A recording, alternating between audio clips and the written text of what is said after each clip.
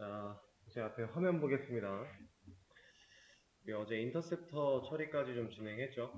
로그인에 대한 검증 처리를 다 완료를 했는데, 오늘은 일단 로그인 페이지 만드는 거, 그리고 로그인 기능 만드는 거, 이런 거 좀 완성을 시켜보도록 할 거예요. 자, 일단은 main.jsp에 로그인 버튼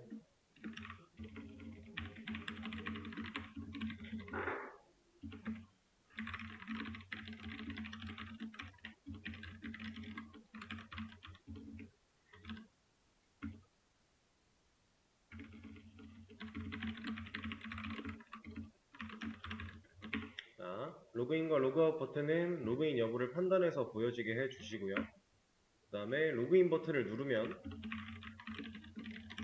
당연히 로그인을 할 수 있는 양식이 있는 페이지로 넘어가야 되고, 양식 페이지에서 뭐 또 로그인 하겠다라고 하는 버튼을 누르면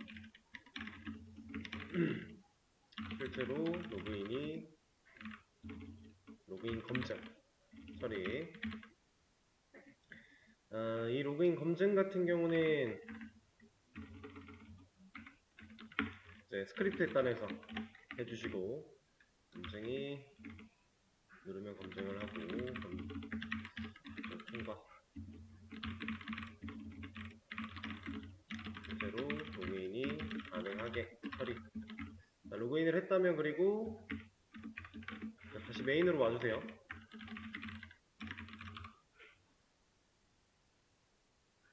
그리고 나서 로그아웃은 뭐 딱히 고민할 게 없겠죠. 로그아웃 버튼 누르면 로그아웃 기능 실행, 이렇게 생각을 하겠습니다. 우리가 어제 로그인과 로그아웃에 대해서 인터셉터가 처리한 부분들이 있으니까 네, 다 넣었던 것 같긴 한데, 만약에 뭐 빠진 게 있다라고 하면은 여러분들이 잘 생각해서 그건 다 추가를 해 주시고요. 일단은 요거를 할 수 있는 시간을 드려보겠습니다. 이거 별로 어렵지 않겠죠? 시간을 드려볼 테니 만들어 보시죠. 자, 이제 앞에 화면 볼게요. 같이 한번 진행을 해 볼 겁니다. 자, 메인 페이지에 로그인과 로그아웃 버튼부터 좀 만들어 줄 거고요. 자, 근데 메인 페이지에다가 버튼을 만든다라고 하는 거는 main.jsp에서 이루어져야 될 일이 아니죠. 왜냐면 우리는 결국 로그인과 로그아웃이라는 이 버튼이 헤드에 존재하고 있어요. 그래서 모든 페이지가 공통으로 불러낼 수 있는 head.jsp, 그 녀석에게 버튼을 만들어 줄 겁니다. 두 개 생성해 낼 거고요. 하나는 로그인, 하나는 로그아웃, 이렇게. 그리고 당연히 이 경로 부분도 변경이 돼야 되겠죠. 아트클이 아니라 멤버의 로그인으로 가져야 될 거고요. 밑에 있는 로그아웃 같은 경우는 멤버의 로그아웃. 근데 얘는 페이지가 있는 게 아니니까 그냥 두 로그아웃으로 넘어갈 수 있게끔 이렇게 버튼 생성할 겁니다. 자, 그러면 당장 버튼이 두 개가 만들어질 거고요. 이렇게. 자, 이 버튼을 눌렀을 때 이제 실제로 넘어갈 수 있는, 동작할 수 있는 요청을 받아들이는 처리부터 해줘야 되니까 이거 빼고 다 끈 다음에 USR 멤버 컨트롤러에 가서 지금 우리가 만들어놨던 두 로그인, 얘는 그냥 두고요. 그냥 로그인이라는 요청을 받아들이는 녀석 하나를 만들어 내도록 할게요. 왜냐면 실질적인 두 로그인도 어차피 필요한 거니까 굳이 있는 걸 바꾸지 말고 새로 만듭시다.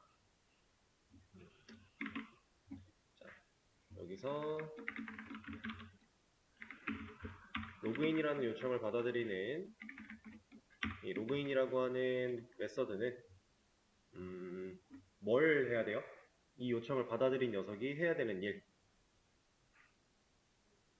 그냥 로그인 할 수 있는 양식 페이지를 열어주면 돼요. 그럼 리스폰스 바디 없어져야 될 거고, 리턴 타입 스트링으로 바뀌어야 될 거고, 여기에는 실제로 JSP를 찾아갈 수 있는 경로 넣어주면 되겠죠. 자, 이 페이지를 열 때에는 세션이라든가 로그인 아이디, 로그인 패스워드 이런 정보가 딱히 필요하지 않겠네요. 그렇죠? 만약에 필요 없다고 생각해서 진행을 하다가 뭔가 필요했었던 게 발견이 되면 그때 가서 추가를 해도 늦지 않겠죠? 일단 지금 할 수 있는 것부터 하나하나 해나가는 거니까.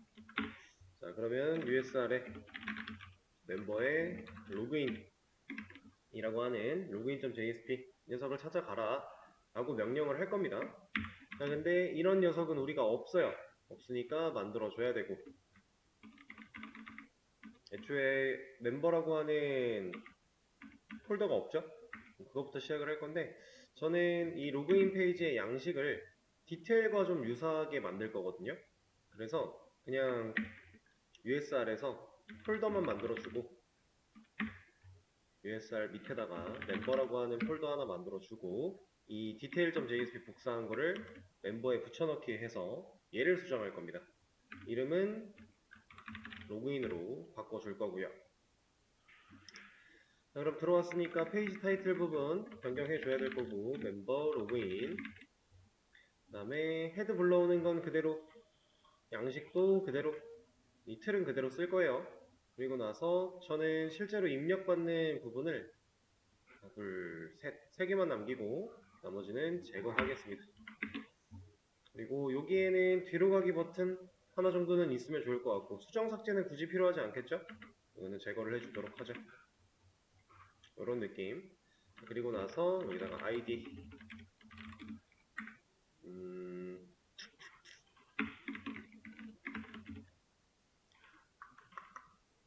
일번호, 그리고 여기는 일단은 로그인 버튼이라고 표시만 해놓죠. 데이터는 이런 거 넣을 필요가 없으니까 뺄 거예요. 자, 이렇게 해놓고 먼저 화면 구성을 열어보면은 이렇게 나오거든요. ID, 비밀번호, 로그인 버튼. 자, 이 버튼이 들어가는 위치다라고 표시를 해놓은 거고, 실제로 이따가는 버튼을 만들어 낼 겁니다. 자, 그럼 이 옆에 이 공간에 우리가 아이디를 입력받을 수 있는 무언가를 만들어 내야 돼요. 지금은 너비가 100%로 늘어나야 되는데 값이 없고 있고 하다 보니까 너비가 이렇게 잡혔어요. 근데 이거는 우리가 컨트롤할 수 있는 거니까 지금 이 모양을 유지할 거다라는 게 아니라 이 틀을 유지하는 상태에서 디테일한 너비 같은 거 당연히 수정을 할 겁니다. 여기다가는 입력받을 수 있는 걸 넣어줘야 된다. 입력을 받으려면 뭐가 필요해요? 인풋이 필요하겠죠? 아이디 밑에 인풋 태그를 하나 만들어 줄 겁니다. 그리고 이거 뭐 얘는 그냥 쓰죠. 굳이 TH일 필요가 없을 것 같기는 한데 일단은 그냥 사용하겠습니다. 인풋 타입 텍스트 하나 만들어 주고, 인풋을 쓸 때 가장 중요한 거, 우리가 네임 설정을 하지 않으면 값이 제대로 넘어갈 수가 없겠죠. 네임부터 세팅을 해줄게요. 여기는 로그인 아이디 라는 이름. 그 다음에는 뭐 플레이스홀더 같은 것도 넣어줄까요? 여기는 아이디를 입력해주세요. 이렇게 만든 이 인풋 태그를 비밀번호 쪽에도 하나 가져가고요. 얘한테 네임 바꿔주겠습니다. 그리고 플레이스홀더 부분도 변경을 해주죠. 자, 그러면 당장 인풋 태그가 만들어질 거예요. 이렇게 인풋 태그가 만들어졌는데 디자인이 아무것도 들어가 있지 않아요. 노멀라이즈 되어 있는 상태예요. 지금은 좀 별로겠지만 우리가 추가적인 디자인 앞으로 적용 좀 할 거니까 그때 가면 이 녀석도 맞춰줄 수 있습니다. 어쨌든 이렇게 만들어냈고요. 좀 사이즈가 좀 너무 작은 것 같으니까 살짝 키워주도록 하죠. 이거는 그냥 간단하게 이걸 사용해 볼까요? W 96 이런 게 아마 있을 겁니다. 그래서 만약에 안 바뀌면 없다라고 판단하고 찾아보죠. 있네요. W96 크기가 적용이 돼서 얘네가 좀 더 커졌어요. 이렇게 입력받을 수 있는 공간을 만들어 냈는데 여기에는 실제로 로그인 버튼을 넣을 거거든요. 근데 우리가 어차피 여기에 만들어질 버튼이라는 녀석은 여기에 입력된 인풋 값과 여기에 입력된 인풋 값을 가지고 어디로 갈 거예요? 서버 쪽으로 가야겠죠. JSP 인풋 태그에 입력되어 있는 데이터를 서버 쪽으로 보내기 위해서는 우리가 뭐가 필요했어요? 홈이라고 하는 거. 홈에 액션 보내버려야죠. 그래서 폼을 사용할 거니까 여기에 들어가는 로그인 버튼은 결과적으로 전송 역할을 할 거다. 그러면은 폼 태그 안쪽에서의 버튼 태그가 기본 타입이 서브밋으로 만들어지는 그걸 사용해서 버튼 태그 하나 만들어 낼 겁니다.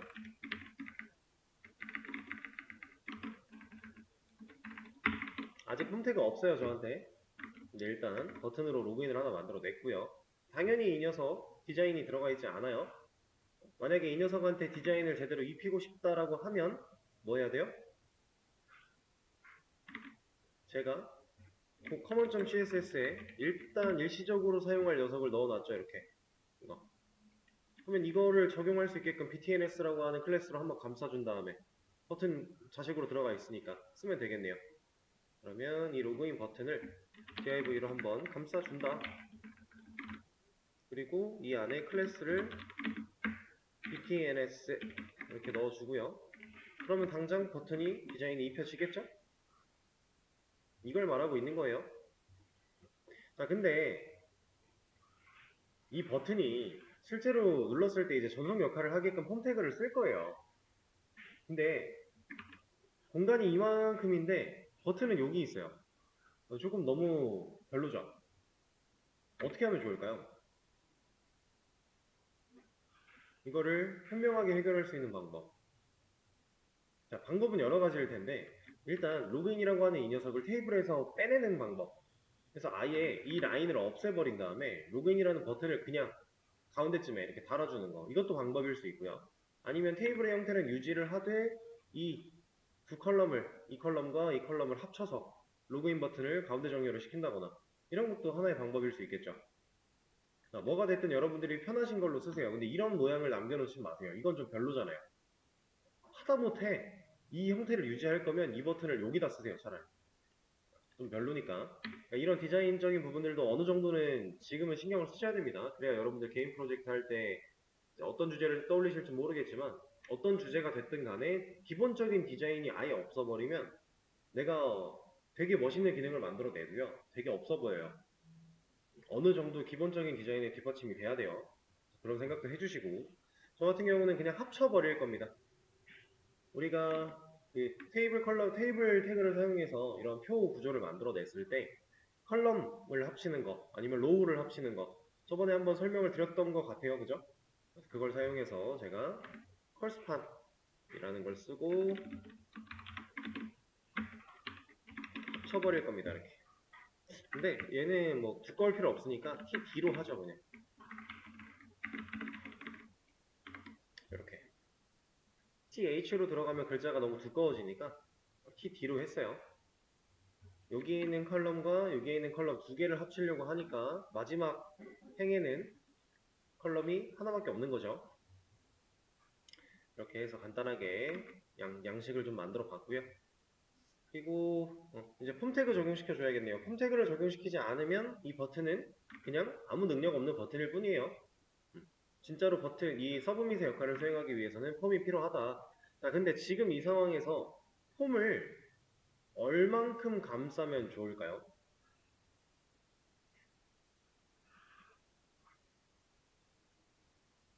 우리가 인풋은 아이디랑 비밀번호예요. 그리고 로그인 버튼까지 폼 안에 들어가는 게 효율이 좋겠죠. 그럼 적어도 이 테이블이 가지고 있는 이 TR들은 최소한 감싸줘야겠네요. 레이아웃을 잡아보자면. 근데 TR까지 잡을 거면 테이블까지 잡는 게 낫겠죠. 근데 테이블까지 잡을 거면 테이블 박스 타입이라고 했던 테이블을 감싸는 이 div까지 잡는 게 좋아요. 왜냐면 구조적인 레이아웃을 통으로 잡아주는 거예요. 물론 이 폼 태그라는 게 하나의 JSP 안에서 딱 한 번만 쓰여야 돼 이런 건 없어요.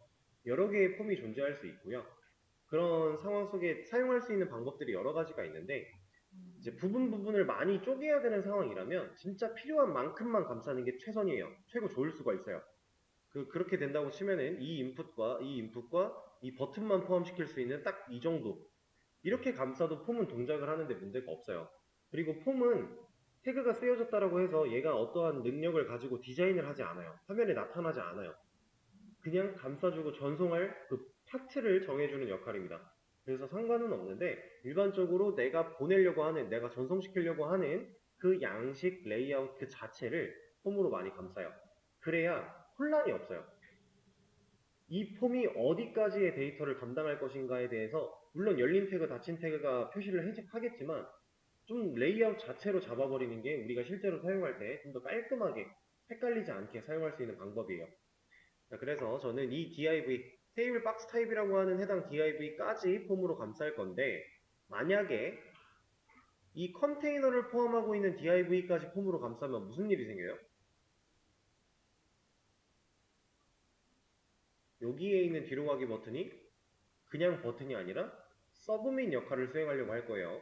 컨테이너까지 감쌌다는 얘기는 닫히는 태그, 홈에 닫히는 태그가 여기에 쓰여진다는 거니까 홈 태그 안쪽에서의 버튼은 기본 타입이 뭐다? 서브밋이다. 잘 생각을 하면서 적용을 시켜줘야 된다는 거고, 자, 일단 폼 태그 하나 만들어서 제가 말씀드렸던 부분만큼 감싸고요. 들여쓰기는 당연히 새로운 태그가 추가되면 해줘야겠죠? 그리고 이 액션에 이제 do 로그인을 걸 거예요. 여기서 do 로그인, 앞에 다른 경로 필요하지 않은 이유가 멤버 로그인에서 멤버 do 로그인으로 갈 거니까 마지막만 바꿔도 되니까.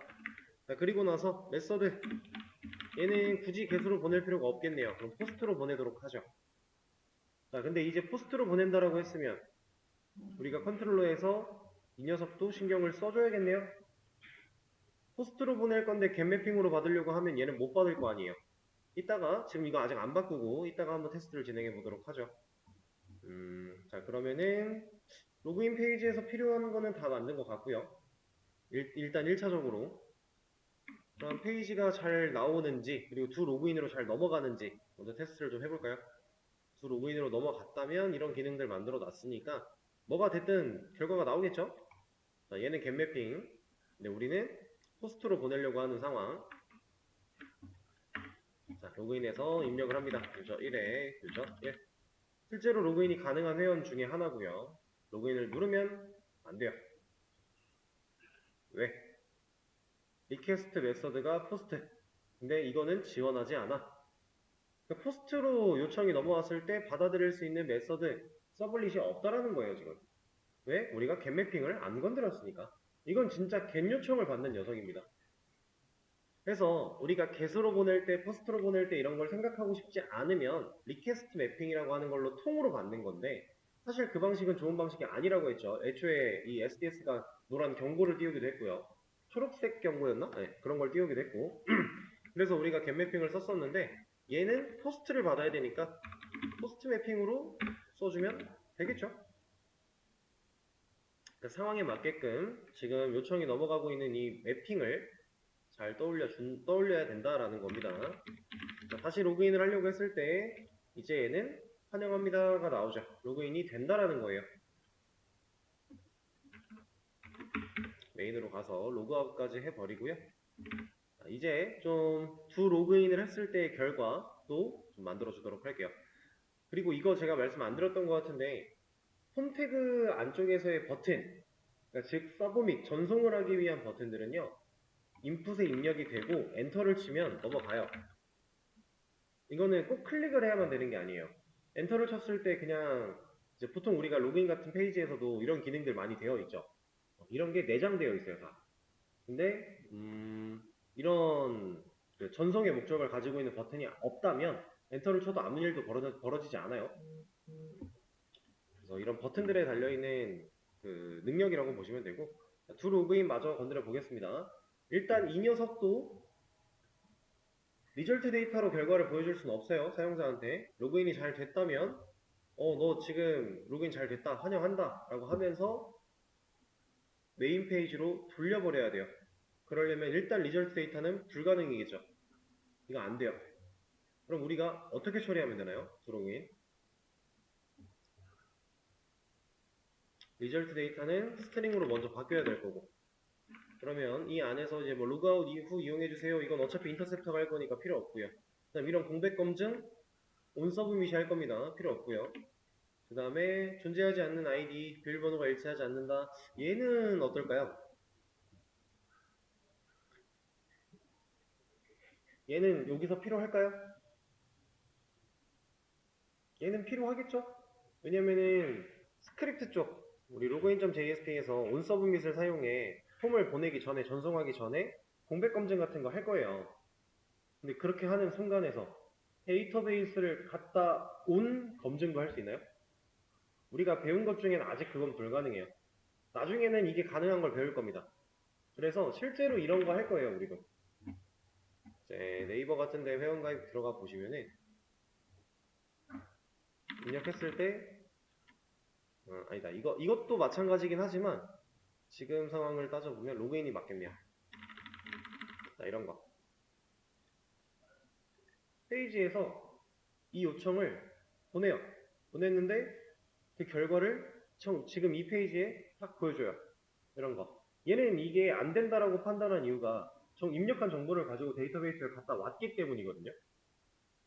근데 지금은 잘 보시면은 지금 여기를 잘 보세요.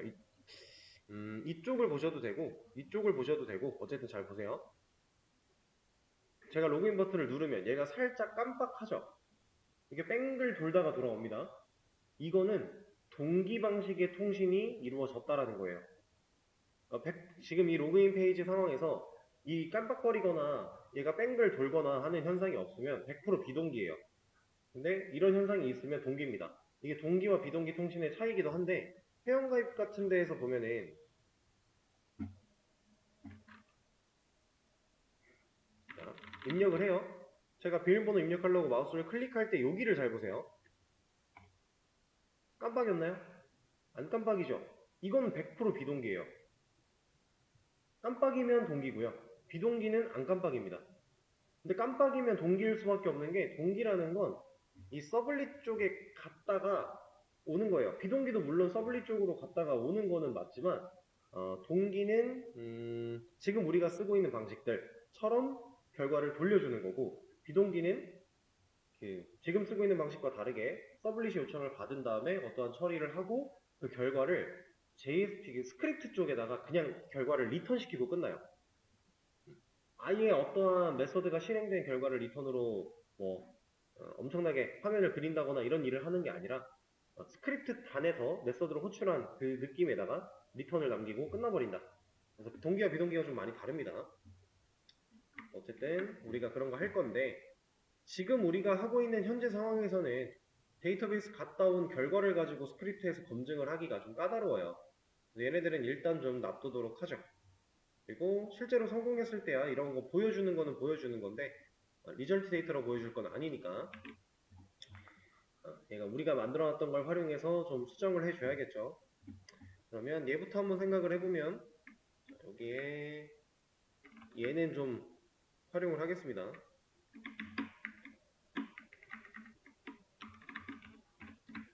리절트 데이터.from이 아니라 util에 만들어놨던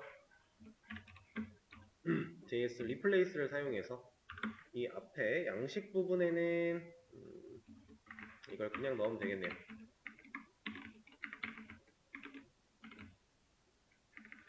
이렇게. 그리고 로그인 패스워드 이 자리는 어디로 보낼지를 명시하는 곳이었으니까 얘는 메인으로 보낼 거예요. 그러면 루트 같은 거 넣어주면 되겠죠? 메인 페이지로 갈 거니까. 자, 그러면 얘네들 잠깐 주석 걸어놓고 여기까지 테스트 한번 진행할게요. 자, 로그인 페이지에서 유저 1, 유저 1 로그인을 하면 환영합니다 라고 하는 알림창이 한번 뜨고요. 확인 누르면 메인 페이지로 가는 것까지. 실제로 지금은 로그인된 상황이 맞습니다. 왜냐면 우리가 로그인을 하려고 했을 때 못할 거거든요. 이걸 못하게 막아놓은 건 인터셉터. 우리가 미리 좀 예상하고 경로들을 넣어놨으니까 지금 기능을 만들어 나가면서 바로바로 체크가 가능하죠. 이렇게. 진짜로 로그인이 됐어요. 자, 시간이 조금 애매하게 흘러가고 있으니 잠깐 쉬었다가 마저 이어서 하겠습니다. 영상은 안 끊고 그냥 이제 다음 시간에 하는 것까지 같이 해서 한 번에 올려드릴게요. 소스 커밋도 따로 지금 하진 않을 거고. 자, 이제 2교시 이어서 갈게요. 아까 전에 요거 하다가 말았는데 지금 만들어놨던 기능들은 문제가 없는 걸 확인을 했고요. 이제 뭐 아이디나 비밀번호가 잘못 입력되었을 경우에 대한 검증 처리를 볼 겁니다. 자, 여기서 리턴을 해줘야 되는 상황은 결국 우리가 만들어놨던 이 JS 리플레이스 같은 이러한 걸 해야 돼요. 그죠? 근데 지금 이 JS 리플레이스 상황이랑 거의 유사한 걸 하긴 하는데 페이지를 돌려버릴 것까지는 없어요. 그러니까 지금 두 로그인을 실행했을 때 원래는 로그인 페이지였겠죠? 로그인 양식이 떠있는 페이지에서 이 두 로그인으로 요청을 보내고 성공했을 때 메시지 알림창으로 보여준 다음 메인으로 보내는 건 페이지가 전환되는 거예요. 근데 지금 이 상황, 문제가 있는 상황 같은 경우에는 페이지를 전환시킬 필요가 딱히 없죠. 로그인 양식 페이지에서 로그인 버튼을 눌러 전송을 했다가 문제가 있는 상황이니까 다시 로그인 페이지로 와야 돼요. 이거는 리플레이스를 그냥 활용해서 여기서 로그인으로 보내겠다라고 해도 되겠지만 그냥 뒤로 가기 같은 걸 해도 상관이 없겠죠. 그래서 앞으로 뭐 또 이런 경우가 얼마나 생길지 모르겠지만 이 부분도 메서드로 하나 뺄 겁니다. 그래서 util에 js historyback 이라는 이름으로 하나를 더 만들 거예요. 이 녀석도 JS 리플레이스와 유사하게 스트링 타입의 데이터를 하나 리턴 받게끔 할 거, 아니, 인자로 받게끔 할 거고요. 외계변수로. 이 안에 넣어줘야 되는 데이터는 메시지를 넣을 겁니다. 여기서는 이제 아이디가 잘못된 경우니까 스트링 포맷을 쓰는 게 맞겠네요. 이거는 그러면 아까 전에 써있던 그 문자를 활용을 합시다. 이거를 이렇게 스트링 포맷을 그대로 잘라내기 해서 하나 남겨놓고 여기다가 util이라고 하는 녀석한테 js history back 이렇게 메서드를 만들어 줄게요. 그리고 인자를 하나만 넘길 겁니다. 이 스트링 타입의 인자를. 자, 그러면 이 녀석 없으니까 만들어 줘야 되고요. 얘가 해야 되는 일은 이 녀석 JS 리플레이스랑 거의 동일한데 다른 거라고는 인자가 하나밖에 없다라고 하는 거. 자, 이 과정 똑같이 진행할 거고요. 그리고 이 리턴 결과 얘도 그대로 가져와서 붙여넣기를 하는데 얘만 뺄 거예요. 얘만. 이거 빼고 로케이션의 리플레이스가 아니라 여기가 히스토리 백 이거를 하겠다는 얘기입니다.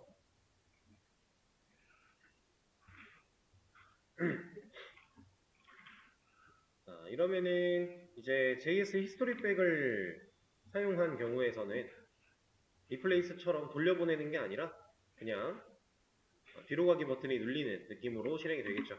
밑에 있는 이 비밀번호가 잘못된 경우도 수정을 좀 해주고요. 이건 없어도 되겠네요. 자, 여기서는 메시지에 변수를 활용할 게 딱히 없으니 이렇게. 자, 그럼 테스트를 한번 해볼까요? 자, 로그인 페이지에 들어가서 로그아웃을 아직 안 했었네요. 제가 로그인 페이지에 가서 뭐 없는 아이디를 이렇게 입력을 하고 비밀번호도 입력을 합니다. 로그인을 누르면 이런 건 존재하지 않는다 라고 하면서 확인 눌렀을 때 히스토리 백 실행이 될 거니까 돌아오겠죠? 그럼 이제 올바른 아이디를 입력을 해보고요. 비밀번호만 틀렸을 때 얘는 비밀번호가 잘못됐다 라고 하면서 확인 누르면 돌아가겠죠. 이걸 만들어낸 거예요. 우리가 JS 리플레이스 같은 거 이미 만들어서 써봤으니까 뭐 어떤 걸 해야 될지는 여러분들이 충분히 예상할 수 있었던 거고 그래서 시간을 들였던 거고요.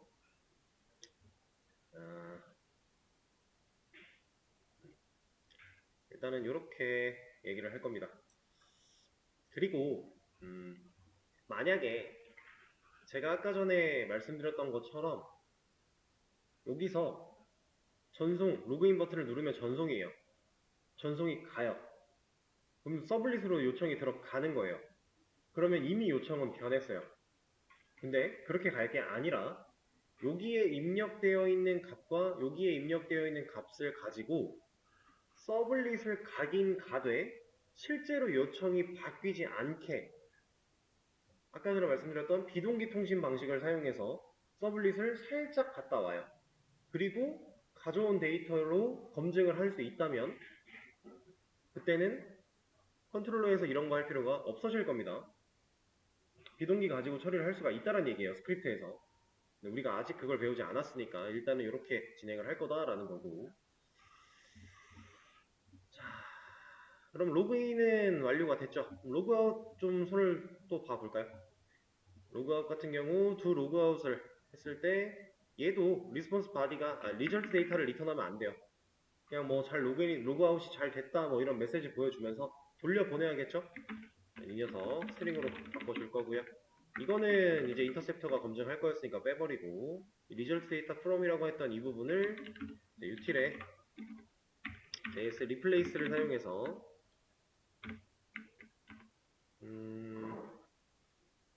리플레이스?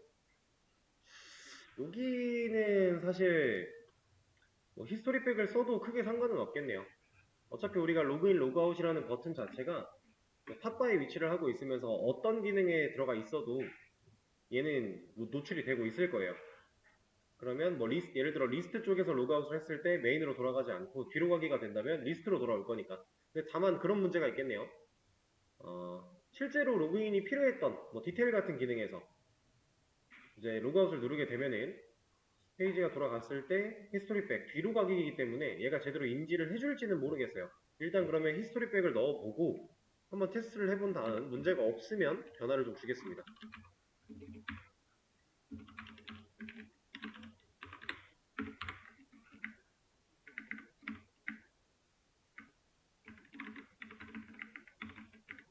이렇게 넣어보고요. 제가 말씀드린 상황을 한번 테스트를 해보죠. 일단은 유저 1과 유저 1로 로그인을 합니다. 그러면 리스트에서 이제 본인이 작성한 유저 1 같은 경우는 권한이 남아 있겠죠. 자, 이러고 로그아웃을 하면 로그아웃이 됐다고 뜰 거예요. 그리고 나서 뒤로 가기니까 이 페이지가 그냥 나오겠죠. 히스토리 백이니까. 그때 이 권한 체크. 이게 잘 되고 있을 것인가. 그걸 한번 따져보겠다라는 거고. 이게 문제겠네요. 기억하고 있는 직전 페이지로 요청으로 돌아가는 거다 보니까 지금 전 로그아웃을 했어요. 그럼 이제 권한 없죠? 없는데 버튼이 있는 거예요. 그럼 제가 이거 누르면 어떻게 되겠어요? 저는 서블릿 쪽에서 그 처리를 안 했어요. 저 아티클 컨트롤러에 보시면 모디파이 입력을 받을 때 우리가 수정을 아직 안 했군요. 버튼만 권한 가지고 버튼만 저렇게 만들어 놨고 그렇죠? 이거 아직 안 했네요. 두 딜리트 이걸 따져본다고 하면은 숙제를 누르면 뭔가 검증하는 과정이 없어요. 이걸 인터셉트에서 그냥 로그인 검증만 할 거예요. 두 딜리트는 로그인 안 하면 못 쓰니까. 그럼 제가 이거 눌렀을 때 이렇게 이게 문제겠네요. 그러면 리플레이스를 사용하죠. 멤버 컨트롤러에서 히스토리 백이 아니라 리플레이스를 사용하는 걸로. 근데 인자를 하나 더 줘야 되고 로그아웃을 했으니까 이것도 그냥 메인 페이지로 돌려보낼까요? 오케이.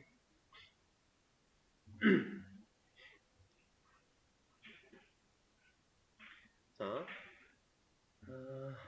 일단은 이렇게 로그인과 로그아웃에 대한 처리를 좀 했는데 아직 하나 남았습니다. 이거 버튼. 로그인 여부를 판단해서 화면에 나타날 수 있게 그리고 나타나지 않게 처리하는 거. 버튼이 어디 있어요? 헤드에 있죠. 자, 헤드에 있는 로그인과 로그아웃이라는 이 두 버튼이 실제로 로그인을 했을 때에는 로그아웃만 노출이 돼야 되고 로그인을 안 했을 때에는 로그인만 노출이 돼야 돼요. 그렇죠? 자, 로그인 했나 안 했나 어떻게 알아요?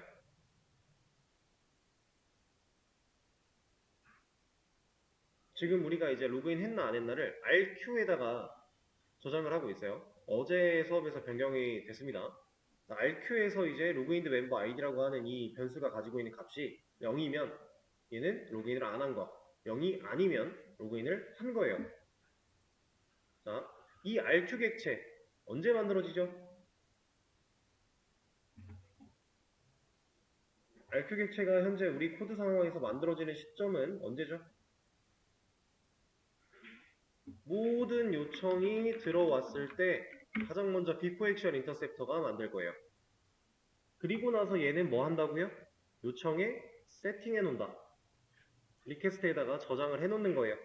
자, 이렇게 저장되어 있는 데이터를 우리가 실제로 가져다가 사용할 수 있었다라고 하는 걸 어제 처음 해봤는데 실제로 쓴 적이 여기 있죠. 디테일에서 이렇게 꺼내다가 사용을 해봤는데, 자, 요청에 들어 있습니다.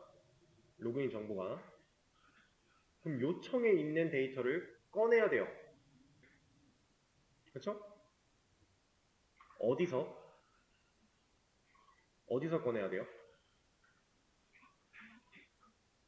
자, 지금 상황은 이런 거예요. 우리가 버튼을 가지고 있는 헤드는 실제로 이제 로그인 검증을 해가며 로그인을 했나 안 했나 따져보고 버튼 노출에 대해 판단해야 될 파일은 head.jsp예요. 그렇죠? 근데 이 head.jsp는 모든 페이지에서 불러내고 있는 상황. 그렇죠? 그러면 우리가 JSP 아티클 매니저 때를 생각을 해보면 head.jsp가 불려지고 있는 그 파일에서 그 파일 예를 들어 list.jsp에서 헤드를 불러내고 있었다면 list.jsp를 띄우는 서블릿에서 데이터를 넘겨줬어야 하고 그렇게 넘겨받은 데이터를 list.jsp에서 실제로 꺼내는 스크립트 작업을 이거 리스트가 아니라 헤드에서 했었죠. head.jsp의 상단에서 처리했다. 그래서 서블릿이 제대로 넘겨주지 않는 기능에 헤드가 들어가 있으면 데이터를 정상적으로 가져오지 못했었어요. 그래서 그걸 넘겨줬어야 됐었는데 지금 우리 상황도 이거랑 별반 다르지가 않을 거예요. 그쵸? 근데 결국에는 데이터를 꺼내다가 검증해야 되는 건 헤드고 그렇게 꺼내려면 데이터를 줘야 되는 건 누구? 서블릿이었다. 자, 근데 여기선 조금 달라질 겁니다. 지금 모든 페이지가 다 헤드를 불러내고 있는 상황이니까 모든 페이지에서 그러면은 요청에 있는 저 RQ라는 녀석을 꺼내다가 넘겨주면 사용은 할 수 있어요. 모델에 담아서 넘겨주고 그러면 이제 head.jsp 안에서 모델에 담겨있는 거 꺼내 쓰겠다라고 써놓으면 그냥 쓸 수 있어요. 예시를 들어드리면 이런 겁니다. 지금 디테일에 우리가 RQ를 이렇게 만들어 놓고 이거 넘기고 있으니까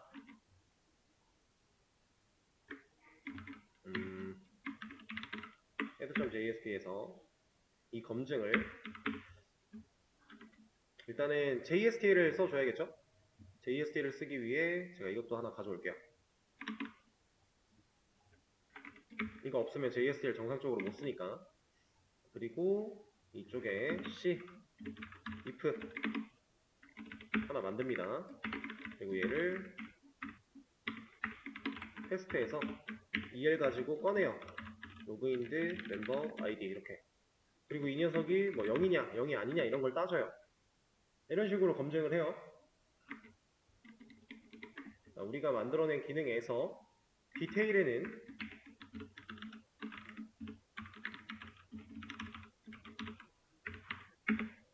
문제가 없어요. 지금 이거는 잘못된 글번호였고 여기서는 문제가 없습니다.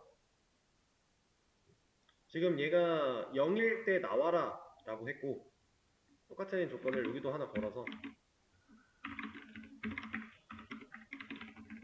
0이 아닐 때 로그인을 했으면 로그아웃 버튼이 화면에 그려져야 되고 로그인을 안 했으면 0이면 로그인 버튼이 화면에 그려져야 되니까 이렇게 만들어 놓고 디테일을 띄워보면 얘는 잘 돼요. 이거 잘 됩니다. 아무런 문제가 없어요. 그런데 디테일이 아니면 지금 디테일은 실제로 RQ를 요청해서 꺼내다가 담은 다음에 이 RQ가 가지고 있는 데이터를 모델에 담아서 넘기고 있어요. 그렇죠? 그걸 하고 있었기 때문에 이 detail.jsp를 그리는 상황 속에 포함된 헤드는 얘를 판단할 수 있는 거예요. 모델에 담겨 왔으니까. 그래서 잘 나와요. 실제로 만약에 로그인을 했다 그러면 이거는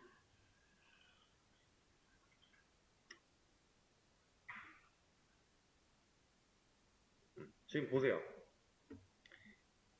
이거는 지금 좀 잘못된 상황인데 지금 보시면 디테일에 들어왔을 때는 로그인이 나오고 있죠. 이 로그인이 나오고 있는 이유가 잠깐만. 근데 왜 저기서 로그아웃이 나왔지? 어쨌든 여기서 로그인이 되고 있는 이유는 우리가 로그인을 안 했기 때문에 이 버튼이 나오고 있는 거예요. 디테일은 제대로 판단을 하고 있어요. 근데 홈으로 가면 로그아웃이 나와요. 지금 로그인을 안 했습니다. 뭔가 잘못 적용되고 있다는 거죠. 이 데이터를 불러와서 검증을 하는 이 상황에서 뭔가 잘못되고 있는 거예요. 이게 이럴 수밖에 없는 게 디테일은 이런 정보를 보냈으니까 이걸 쓸 수 있지만 나머지는 이런 걸 보낸 적이 없으니까 이게 문제인 거예요. 자, 그럼 지금 상황에서 이거를 올바르게 해결하기 위해서는 우리가 모든 서블릿에 저걸 다 추가를 하는 것도 방법이겠지만 사실 그렇게 하지 않아도 방법은 있어요. 어떤 방법이냐면 우리가 지금 RQ 객체를 만드는 곳이 모든 요청에 대한 비포 액션 인터셉터예요. 그리고 이 녀석은 만들어서 요청에다가 저장을 했죠. 이 요청은 누가 접근할 수 있는 요청이에요? 어떤 녀석들이? 다. 우리 어플리케이션 내에서는 웬만한 것들은 다 접근이 가능해요. 물론 뭐 이런 일반적인 클래스를 만들어서 이런 리퀘스트 같은 거를 받아오겠다 이런 식으로 명시가 안 된다면 그때는 쓸 수가 없겠지만 이 요청은 우리가 만들어낸 이 어플리케이션 내에서 다 접근이 가능하다고 보면 돼요. 서블릿 단도 가능하고 JSP 단도 가능해요. 실제로 JSP의 EL로 뭐 리퀘스트 스코프, 뭐 세션 스코프 이렇게 입력하면 다 나왔었죠. 그런 거. 그러니까 애초에 지금 head.jsp는 알고 있는 거예요. 뭐를? 현재 그 요청에 담겨 있는 정보들을 얘가 알아요. 그래서 이 로그인드 멤버 아이디라는 녀석을요. 요청에 들어있는 RQ를 꺼내서 얘가 가진 get logged member id라는 값으로 get터로 얘를 가져오겠다라고 하면은 이미 알고 있는 겁니다. JSP는 알고 있어요. 요청이 왔다 갔다 하는 그 상황 속에 리퀘스트 스코프에 들어있는 정보들을 알 수가 있어요. 근데 그 정보는 누가 만들어요? 모든 요청에 대한 비포 액션 인터셉터가 만들어요. 그러니까 이미 프로그램이 시작되고 요청이 더 넘어간 순간 앞쪽에서 만들어졌고 요청이 저장이 됐어요. 그리고 head.jsp가 일을 하려고 하면 당연히 알 수 있다. 그래서 필요에 따라 항상 넘겨줄 필요 없이 이 head.jsp는 본인이 리퀘스트 영역에서 알고 있는 RQ를 그냥 꺼내다가 써도 문제가 없다라고 하는 겁니다. 자, 리스트에도 이제 로그인 버튼이 나오고 있고 홈에도 로그인 버튼이 나오고 있고 로그인을 해보면 로그아웃 버튼이 잘 나오죠. 리스트도 마찬가지, 디테일도 마찬가지예요. 요청에 RQ로 저장이 됐기 때문에 이 녀석을 사용해서 그냥 알 수가 있다. 근데 여기는 EL이기 때문에 get logged member ID가 아니어도 돼요, 사실. 그냥 변수로 이렇게 접근을 해도 동일합니다. EL에서는 우리가 VO 객체에 캡슐화를 진행해서 게터 세터를 만들어 놨어도 그냥 변수 이름 가지고도 접근이 됐었죠. 그거랑 똑같은 거예요. 요청에 저장되어, 그러니까 RQ라는 객체가 저장이 된 건데 그 RQ 녀석은 로그인드 멤버 아이디가 private 그리고 getter가 달려 있어요. 근데 어차피 EL에서 불러내니까 사용이 가능하다.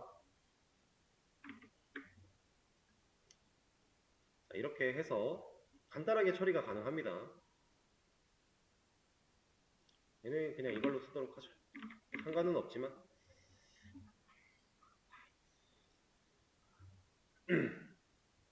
만약에 이 JSP에서 요청이 갖고 있는 RQ를 직접 접근하는 게 마음에 안 들면 얘는 모든 서블릿 쪽에서 다 넘겨줘야 돼요. 이 정보를. 그럴 수밖에 없어요. 안 그러면 제대로 검증을 못 할 거니까. 자, 이렇게 간단하게 처리를 좀 했고 그럼 앞으로 로그인을 했을 때 보여줘야 될 버튼들은 여기다가 로그인을 안 했을 때 보여줘야 되는 버튼들은 여기다가 만들어주면 되겠죠. 데이터를 추가할 때도 어떤 식으로 추가를 할지 말씀을 드린 겁니다. 자, 그러면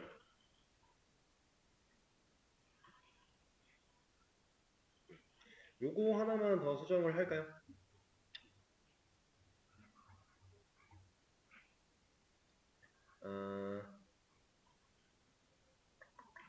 우리가 RQ라는 녀석이 지금 이제 뭐 요청이나 세션에 대한 직접적인 처리를 하려고 이런 걸 만들어 놨거든요. 데이터를 꺼내고 하는 작업. 그리고 이제 데이터를 요청에다가 밀어 넣는 거는 이제 얘가 할 거지만 RQ가 이제 전반적인 이런 것들을 다 통제하기 위해서 얘한테 몰고 있는 상황이에요. 우리가 이 녀석을 그렇게 만들어 낸 건데 지금 실제로 로그인이 될 때 세션의 값을 저장하고 있어요. 그쵸? 자, 실제로 로그아웃을 할 때 세션에 있는 값을 직접 지우고 있어요. 이것도 RQ 쪽으로 넘겨도 되지 않을까요? 왜냐면 RQ에서는 세션에 대한 정보를 이미 넘겨받을 거고요. 그렇게 넘겨받은 녀석을 가지고 우리가 후처리 같은 걸 할 수 있게 기본 구조를 다 잡아놨으니까 이렇게. 그래서 제가 하고자 하는 건 이런 겁니다. 이 녀석을 RQ 객체를 여기서 하나 만들어 낼 거고요. RQ를 쓰려면은 리퀘스트가 필요하니까 리퀘스트 하나 만들어주고 RQ 타입의 변수 만들어서 리퀘스트에 get attribute 이 안에 RQ 얘를 꺼내서 담습니다. 형변은 당연히 해줘야겠죠? 임포트도 해줘야 되고. 그러고 나면 이제 RQ를 쓸 수가 있는데 이 녀석이 가지고 있는 우리 지금 없어요. 로그인이라고 하는 메서드를 호출할 거예요.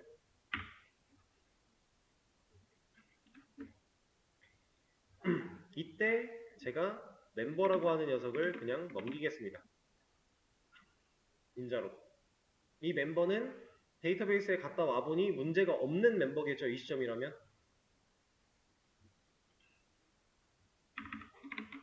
그리고 이 녀석 없으니까 만들어 줄 거고요. 그다음 여기 이 로그인 메서드에서 해야 되는 일은 이런 거겠죠. 자, 근데 이걸 하려면은 세션에 접근을 해야 돼요. 세션이라는 녀석이 생성자에서 이미 사용이 되고 있어요. 생성자에서 만들어진 녀석인데 다른 메서드가 써야 되니까 전역 변수로 빼서 백업만 시켜주면 쓸 수 있겠죠? private private http session 변수 하나 만들어서 이 안쪽에서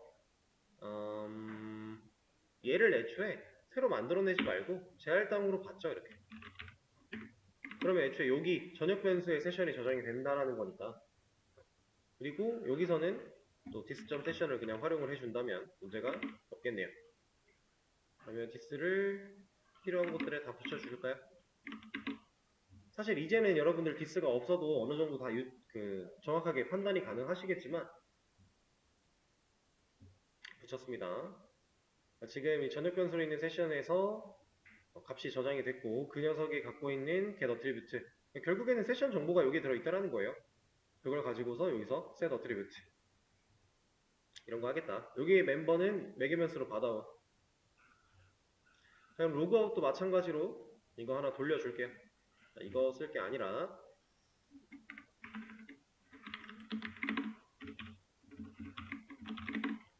리퀘스트 하나 만들어주고요. 이거는 가져올까요? 이렇게. 그리고 RQ한테 로그 아웃이라고 하는 메서드를 실행하겠다. 얘는 뭐 굳이 넘겨줄 데이터가 없겠죠? 없으니까 만들어주고요. 이 녀석이 해야 되는 일은 sys.session에서 remove attribute 여기에는 이 녀석을 넣어준다.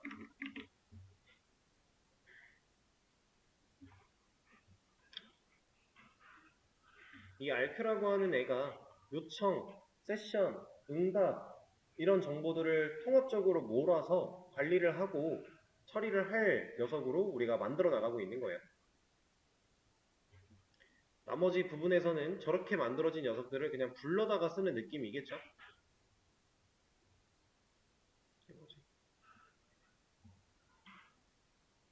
자, 여기까지 로그인과 로그아웃에 대한 처리를 좀 해봤습니다. 기능적으로는 당연히 큰 문제가 될 건 없을 것 같고 그러면 디폴트 정리 한번 해주고 여기는 정리할 거 없고, 자, 지금 이 상태 커밋 하나 남겨드리도록 할게요. 자, 커밋은 완료를 했습니다. 그러면 죄송해요. 이거 하나 깜빡했군요. 우리 아직 온서브밋 안 했는데, 이거 하나 더 마무리하고 로그인 기능 완전히 끝내버리죠. 온서브밋을 아까부터 계속 뒤로 밀어놓고 까먹고 안 했네요. 자, 온서브밋 홈 태그에다가 특성 하나 열어주고요. 여기서는 로그인 홈 서브밋이라고 이름을 지어주겠습니다.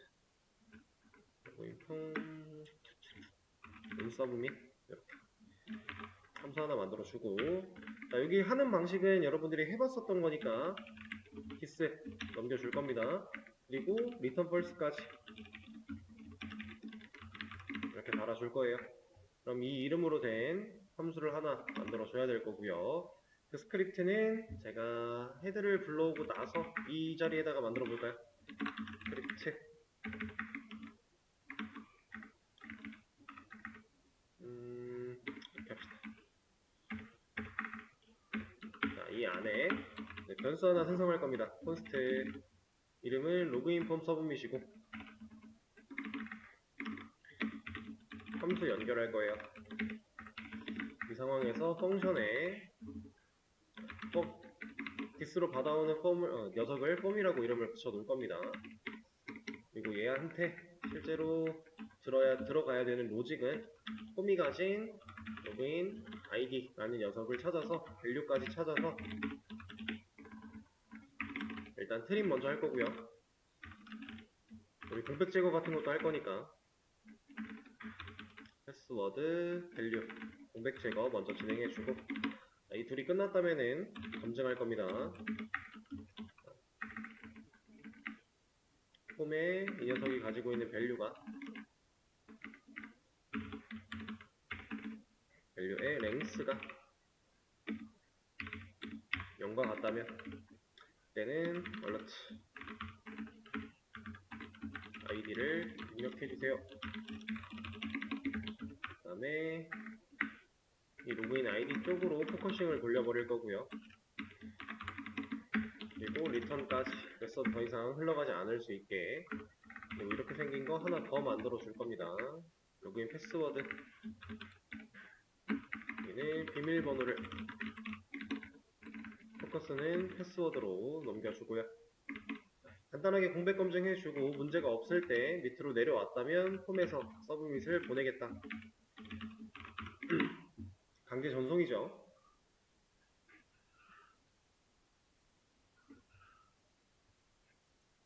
이렇게 만들어 준다면은 이제 실제로 로그인을 하려고 할 때 간단한 공백 검증까지 처리할 수 있겠네요. 자, 로그아웃 먼저 해주고 로그인 가서 입력 안 했어요. 로그인 버튼 누르면 이렇게. 스크립트에서 검증하는 것과 서블릿에 넘어가서 검증하는 거의 차이는 여러분들 저번에 말씀드렸죠. 이 뒤에 화면이 남아있고 남아있지 않고, 요청이 바뀌었고 바뀌지 않고, 이런 거. 자, 비밀번호 검증도 문제가 없고요. 그래서 제가 아까 전에 그 비동기 통신 사용법을 배우면은 실제로 두 로그인 쪽으로 보내기 전에 입력된 정보만 가지고 서블릿 한번 슬쩍 갔다 온 다음에 이런 데서 그냥 받아온 값을 가지고 검증하면 돼요. 검증해서 이거 틀렸다, 아이디 틀렸다 라고 하면서 지금 문서분미 검증 이렇게 하듯이 똑같이 할 수 있어요. 근데 그건 이제 비동기라는 방식을 우리가 배워야 가능한 거니까 나중에는 실제로 활용을 해볼 상황들이기도 하고요. 그러면 지금 이것까지 다시 한번 커밋 남겨드리도록 하겠습니다. 그러면 이제 로그인 로그아웃 기능은 다 완료를 했고요. 녀석들은 일단 빼주고 멤버 필요 없고,